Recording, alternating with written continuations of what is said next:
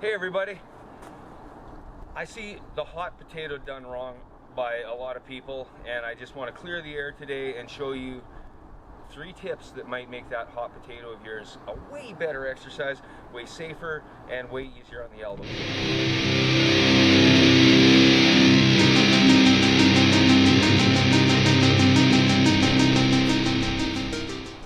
Okay, so this is not how to do a hot potato.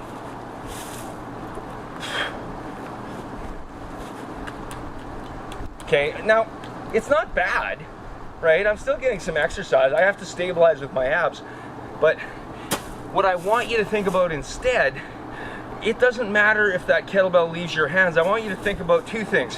One visualization is, let's say you've got a hold of somebody really skinny and you're trying to move them back and forth. That's not a good one, huh? I want you to think about 2 things that might help. Thing 1 is the leg position. I want you to imagine there's a wall right down here, and I've got a friend and we're playing peekaboo.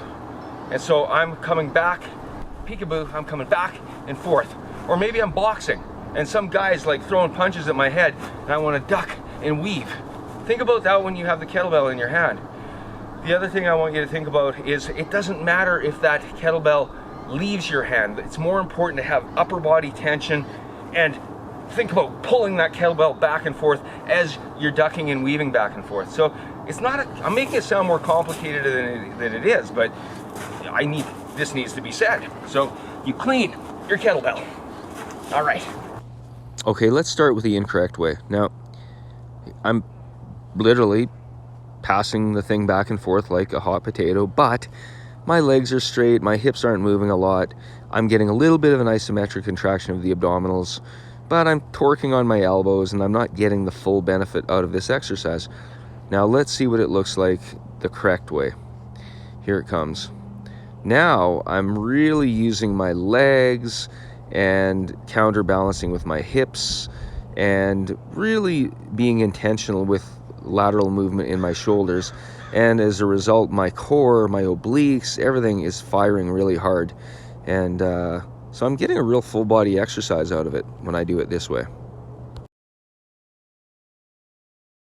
And I can feel the obliques firing, and I'm slightly pushing that kettlebell from hand to hand. And again, if I'm using this as a transition exercise and I'm trying to recover, then all I need to do is slow it down, keep breathing, be a little bit less aggressive, but the same rules apply. So no more of this, but lots of this, and whew, I can feel that hit the old labbies. I hope it helps. And thanks for watching if you're still here. And have a great day and stay healthy. Right there, are you right beside the register? What are you doing? Well, now I'm up. Yeah. Oh, don't scratch your bummas. Oh, girly. Right on the register because it's warm. Yeah, I thought we were giving